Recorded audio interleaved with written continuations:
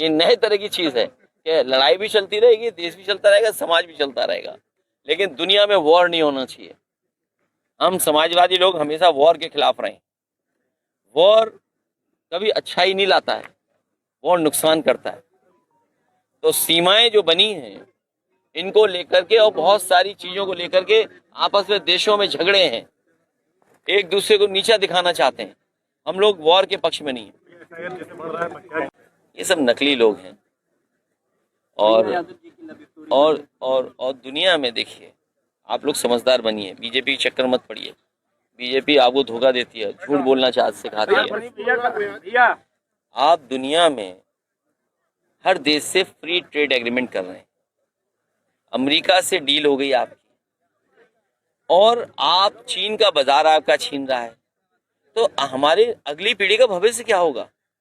इन नारों से भविष्य नहीं ठीक होगा कि हम मदरलैंड, आप फादरलैंड। अरे बुनियादी चीजें आप क्या कर रहे हो? हमारे देश का पूरा कारोबार इजराइल को दे रहे हो, हमारे देश का पूरा कारोबार अमेरिका को दे रहे हो, हमारी पूरी चीजें चीन से आ रही हैं। हमारा वो जो शेर बना था लोहे का, वो क्या हुआ? जंग खा रहा है क्या? जो वो शेर था वो जंग खा रहा। और बताइए रोबोट कहाँ से लाए? चीन का रोबोट ले आए। कितनी बदनामी हुई भारतीय जनता पार्टी की। अब तो भारतीय जनता पार्टी सड़क पर डॉग देखते भी घबरा रही होगी। रोबोट जब से पकड़ा गया है तो वो डॉग देख के घबराते होंगे। आप सोचिए, इतनी बदनामी दुनिया में हुई, इतने देश के डेलीगेट्स आए और क्या आपको फेस करना पड़ा कि आपका रोबोट निकला चीन का। इससे बड़ी बदनामी और भाजपाइयों की क्या होगी? अब कहो मदरलैंड, कहो फादरलैंड, इससे बताइए रोबोट आप थोड़ी बना लोगे। बीजेपी वालों ने कहा था कि हम मुसलमान भाइयों के वोट कटवाएंगे और ये कहा कि हम मुसलमान भाई कागज ढूंढेंगे, लेकिन जब से एसआईआर हुई है हिंदू भाई कागज ज्यादा ढूंढ रहे हैं। और याद रखना, हिंदू भाइयों को परेशान कर रहे हैं। अगर आपका वोट नहीं बना तो कल को कोई भी चिट्ठी देगा कि आप भारतीय नागरिक नहीं है, तो आपको कहाँ रहना पड़ेगा पता है?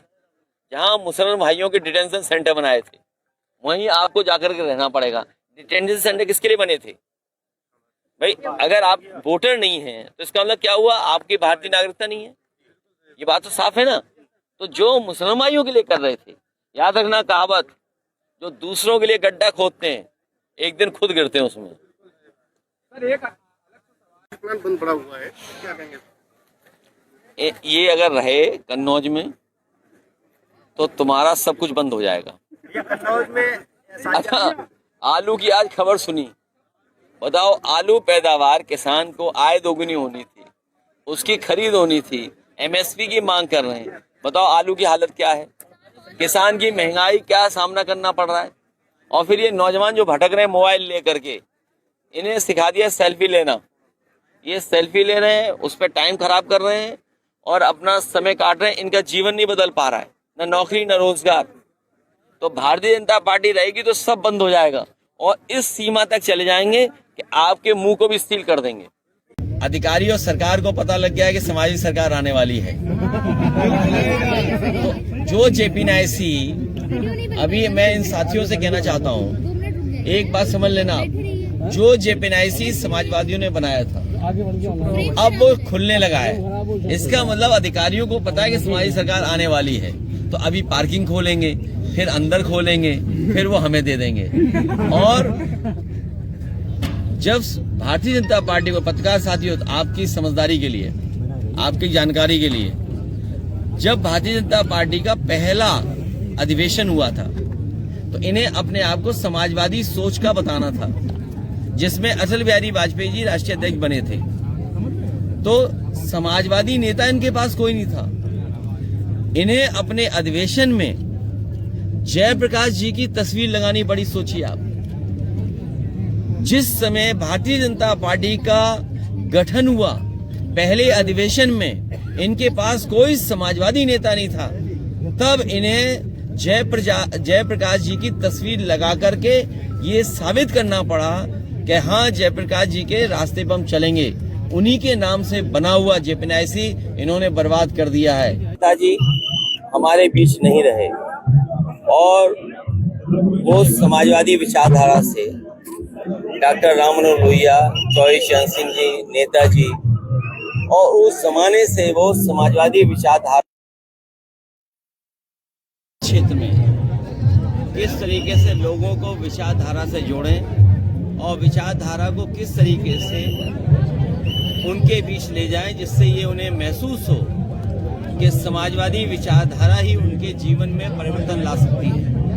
लोकतांत्रिक मूल्यों को बचाने के लिए, समाजवादी व्यवस्था को लागू करने के लिए और समाज में किसी भी तरह का भेदभाव न हो, इन बातों को लेकर के शिव सिंह जी के पिताजी हमेशा समाजवादी सोच के साथ जुड़े रहे।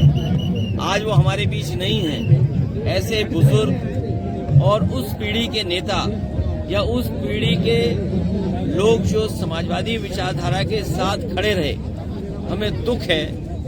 ऐसे लोगों के जाने से समाजवादी पार्टी का नुकसान बढ़ा हुआ है, इसकी भरपाई होना मुश्किल है और उस पीढ़ी के तमाम हम लोगों ने नेता खोए हैं।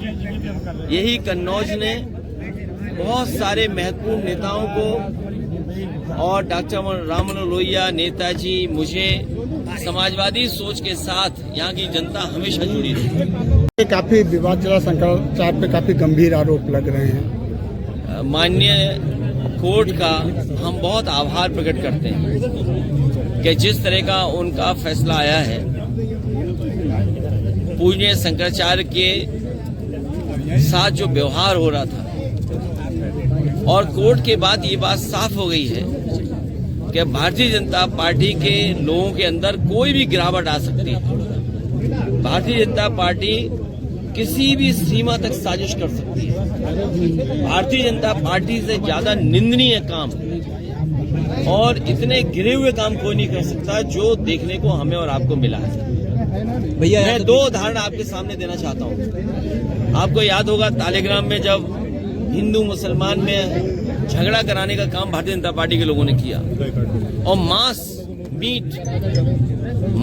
मीट जानवर का मीट जब वो समुदाय के लोग नहीं डालना चाहते थे, उन्हें पैसे की लालच देकर के अपने स्वार्थ में इन्होंने हिंदू धर्म के मंदिर में मीट डलवाया था। उसमें भारतीय जनता पार्टी के कई कार्यकर्ता नेता जेल 1 साल से ज्यादा रहे हैं। अभी लखनऊ में भी, लखनऊ यूनिवर्सिटी में वाइस चांसलर का काम है कि पढ़ाई लिखाई और नई पीढ़ी का भविष्य कैसे बने। लेकिन दुख की बात है कि वाइस चांसलर और प्रशासन ये जानते हुए कि उन्हीं की विचारधारा के लोग हिंदू मुसलमान के बीच में खाई पैदा कर रहे हैं, उसके बावजूद भी जो ठोस कदम उठाने चाहिए थे वो सरकार और प्रशासन और यूनिवर्सिटी नहीं उठा रहा है। सोचिए, संस्था ही अगर हिंदू मुसलमान कराए, अगर संस्था के लोग ही शामिल हों तो आपको न्याय कहां मिलेगा। ये बात साबित होती है कि चाहे वो प्रजापति जेल गए हों, चाहे आपके बगल में इरफान सोलंकी जेल गए हों और चाहे आदरणीय मोहम्मद आजम खान साहब जेल गए हों, और तमाम पत्रकार साथी जानते होंगे जिलों में अगर आपने सच्चाई दिखाई तो आपके खिलाफ भी कार्रवाई हो जाएगी, जेल भेज दी जाओगे और बजट कम हो जाएगा। आपका जो बजट है वो कम कर दिया जाएगा। जो भारतीय जनता पार्टी का सिद्धांत है, हम दें दाना तो गाओ हमारा गाना, हम दें दाना तो हमारा गाओ गाना, इस सिद्धांत से अब हम प्रेस के लोगों को भी देख रहे हैं कि प्रेस के लोग भी स्वाभिमान के लिए और देश की रक्षा के लिए, खासकर लोकतंत्र को बचाने के लिए और इस देश की हिंदुस्तानियत को बचाने के लिए, भाईचारा को बचाने के लिए अब भाजपाइयों का भी नहीं मान रहे। भैया, केजरीवाल इस तरह से आप केजरीवाल जी का नाम लेना भूल गया। सोचिए, एक व्यक्ति के सरकार छीन ली, बताइए, झूठ फैला करके, आरोप लगा करके सरकार छीन ली। अरविंद केजरीवाल जी जो काम गरीबों के लिए कर रहे थे वो भारतीय जनता पार्टी को हजम नहीं हो रहा था। अब तो कोर्ट ने भी साफ कर दिया, निर्दोष साबित कर दिया। इससे ज्यादा निंदनीय काम भारतीय जनता पार्टी कोई नहीं हो सकता है। ये डेथ ऑफ मॉरलिटी है। आलू की आज खबर सुनी, बताओ, आलू पैदावार किसान को आय दोगुनी होनी थी, उसकी खरीद होनी थी, एमएसपी की मांग कर रहे हैं। बताओ आलू की हालत क्या है, किसान की महंगाई क्या सामना करना पड़ रहा है। और फिर ये नौजवान जो भटक रहे हैं मोबाइल लेकर के, इन्हें सिखा दिया सेल्फी लेना। ये सेल्फी ले रहे हैं, उस पर टाइम खराब कर रहे हैं और अपना समय काट रहे हैं। इनका जीवन नहीं बदल पा रहा है, न नौकरी न रोजगार। तो भारतीय जनता पार्टी रहेगी तो सब बंद हो जाएगा और इस सीमा तक चले जाएंगे कि आपके मुंह को भी सील कर देंगे। भैया यूपी के मुख्यमंत्री अभी जापान दौरा करके आए, इस पे आप क्या कहेंगे? SIR में जीवित लोगों में दिखा के वोट कर दिए। मुझे खुशी है इस बात की, हमारे एक साथी पूछ रहे हैं कि हमारे मुख्यमंत्री जी जापान गए थे। वैसे अक्सर हम लोग देखते हैं और सामाजिक तौर पे भी हम लोग को दिखने को मिलता है कि हम सब लोग विदाई के बाद जाते हैं घूमने। ये पहले मुख्यमंत्री हैं जो विदाई से पहले घूमने चले गए। और दिल्ली के 11 साल और इनके 9 साल से ज्यादा पूरे हो गए हैं। अभी वो एक MOU का कागज लिए घूमते हैं कि MOU कर लो हमसे, MOU कर लो। भैया जल जीवन मिशन MOU कर लो। सोचो अभी भी MOU कर रहे हैं। बताइए अगर जमीन पे उतरा होता तो ये मोबाइल हमारे यहाँ बन रहा होता, ये मोबाइल का कैमरा हमारे यहाँ बन रहा होता, मोबाइल के ऊपर जो शीट है जो स्क्रैच रोकती है वो हमारे यहाँ बन रही होती। कवर तो चलो हम बना ले रहे हैं, अंदर जो इसके फिट है इलेक्ट्रॉनिक वो हम बना ले रहे होते। अब बताइए 11 साल दिल्ली के, 9 साल इनके हो गए पूरे और समय खत्म हो गया, तब जापान जा रहे हैं। और देखिए इन्होंने क्योटो नहीं बनाया, प्रधान सांसद जी का प्रधान क्षेत्र क्योटो कहा था देश के प्रधानमंत्री ने कि हम अपने वाराणसी को क्योटो बनाएंगे। अगर वो क्योटो बना देते तो कन्नौज को हम भी और आगे ले जाते, कन्नौज के लोगों को और सुविधा देते। प्रधानमंत्री जी के कहने के बाद भी न बुलेट ट्रेन पे बैठे और बैठे भी बुलेट ट्रेन पे, तो बताओ इशारा क्या कर रहे थे उंगली से।